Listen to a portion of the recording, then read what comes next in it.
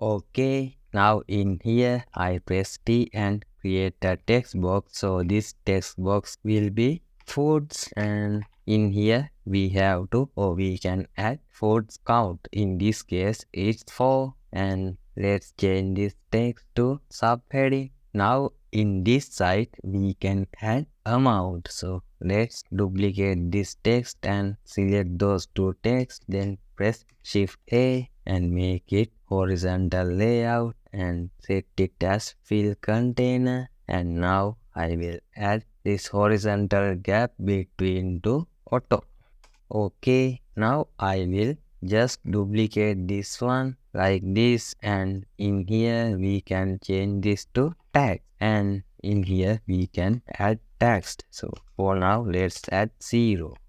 So we can do the same to here. Now what I do is just select those two sections and press Shift A to make a different auto layout, and let's add it in between size as 15. Then I will add the divider here. So let's click on the line and let's add the divider like this, and now let's change it color to the dark color. Okay, now let's change its size to like 2 and click this advanced stroke setting, and in here I will add dash. Okay, now I will cut this divider and paste it inside like this. Then I will just copy one of this text and put it below the divider. In here I will add this as total amount, and here for now we will add it as 0.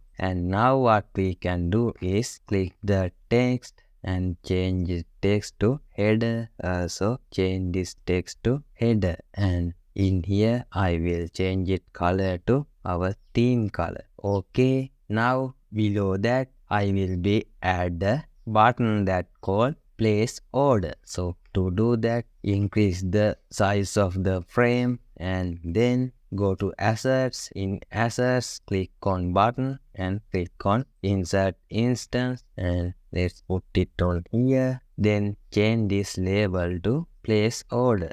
In this case we can make this button as the full width button. To do that, we can easily go here and let's create a variant. Let's put this variant like here. Then click on the button or the second variant. Now go here and click this one, then change it to second variant. After that I can change it properties. So first let's change it fill container, and it just become a full width button. Okay, now I will select those two sections and press Shift A. Then I will change this size to like 30. Let's make it like 40, like this. Okay, now our cart pages looks good. Let's check it on the design. Now what we have to do is add real content. So in the next video we will